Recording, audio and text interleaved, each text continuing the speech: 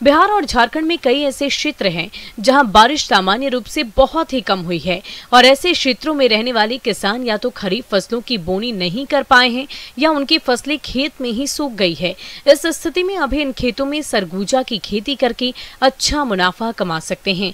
तो सरगुजा की खेती आप किस तरह से करें, जानते हैं बिरसा कृषि विश्वविद्यालय रांची की कृषि वैज्ञानिक डॉक्टर सुप्रिया सुपल सुरीन से।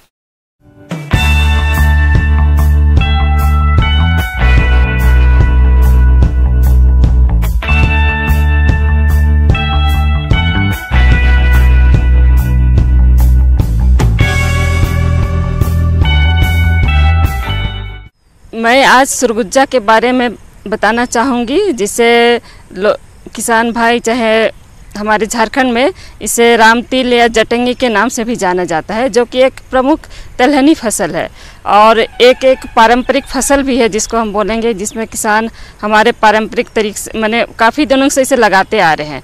इस मौसम में जैसे अभी बारिश की कमी है, झारखंड में बारिश हो नहीं रही है, तो वैसे ये में किसान भाई अच्छा विकल्प है सरगुजा को अगर ले तो, जिससे कि खेत खाली ना रहे और अच्छी आमदनी ले सकते हैं।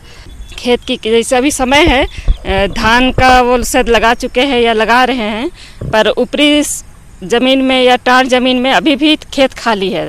तो मैं चाहूँगी किसान भाइयों से कि लोग अभी खेत की तैयारी कर लें, जिसमें एक दो गहरी जुताई कर लें, पाटा चला लें और जितने भी खरपतवार हैं उन्हें निकाल लें, जिससे कि 1-2 सप्ताह में वे लगा सकते हैं। सरगुजा की खेती प्रायः अगस्त के मंथ में होती है। जैसे हम लोग वैज्ञानिक तरीके से बोलें तो अगस्त माह इसके लिए सबसे उपयुक्त है। खेत की तैयारी के लिए देशी हल या कल्टीवेटर के द्वारा खेत की 2 बार गहरी जुताई कर पाटा लगा दें और इसके साथ ही जमीन की उत्पादकता को अपनाए रखने के लिए अंतिम जुताई के पूर्व लगभग 2 से 2.5 टन प्रति हेक्टेयर की दर से अच्छी सड़ी हुई गोबर की खाद या कंपोस्ट खेत में समान रूप से मिला दें। इसमें है 45 केजी यूरिया और 130 केजी MOP और 130 केजी SSP और 30 केजी MOP डाला जाता है। और यूरिया की आधी मात्रा सोइंग के समय और आधी मात्रा बाद में डालते हैं। जो आधी मात्रा बच गया है उसे हम 20 या 25 दिन में टॉप ड्रेसिंग के तौर पर डाल सकते हैं। तो सरगुजा में सबसे पहले प्रभेद का बात होता है, कौन सा प्रभेद ले, बीज कहाँ से लाएं।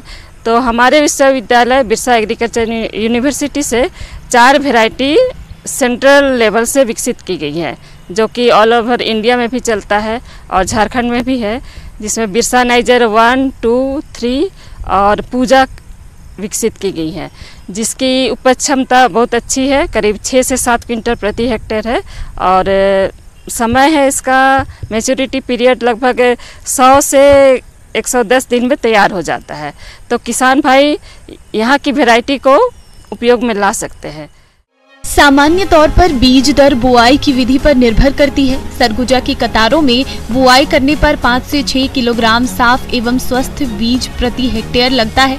वहीं छिड़काव विधि से बुआई करने पर 7 से 8 किलोग्राम बीज की जरूरत पड़ती है। फसल को शुरुआती अवस्था में रोगों एवं कीटों के प्रभाव से बचाने के लिए बीज को उपचारित करना चाहिए। इसके लिए कार्बेंडाजिम 2 ग्राम दवा से प्रति किलोग्राम बीज को उपचारित करना चाहिए। सरगुजा में इसमें सोइंग की जो लगाने की विधि है वो एक महत्वपूर्ण विषय है कि किसान ऐसे ही छींट देते हैं, तो वैसा नहीं करना चाहिए।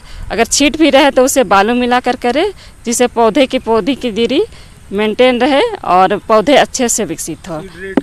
अगर किसान भाई लाइन से लाइन करते हैं तो 30 सेंटीमीटर की दूरी होती है, लाइन से लाइन की दूरी, और प्लांट टू प्लांट है इसका 10 सेंटीमीटर। हाँ, उसके बाद लगाने के बाद खरपतवार अगर आता है तो कम से कम 15 से 20 दिन में एक बार निकाई गुड़ाई कर सकते हैं, जिससे पौधे अच्छे से विकसित होंगे और इसकी अच्छी उपज ले सकते हैं।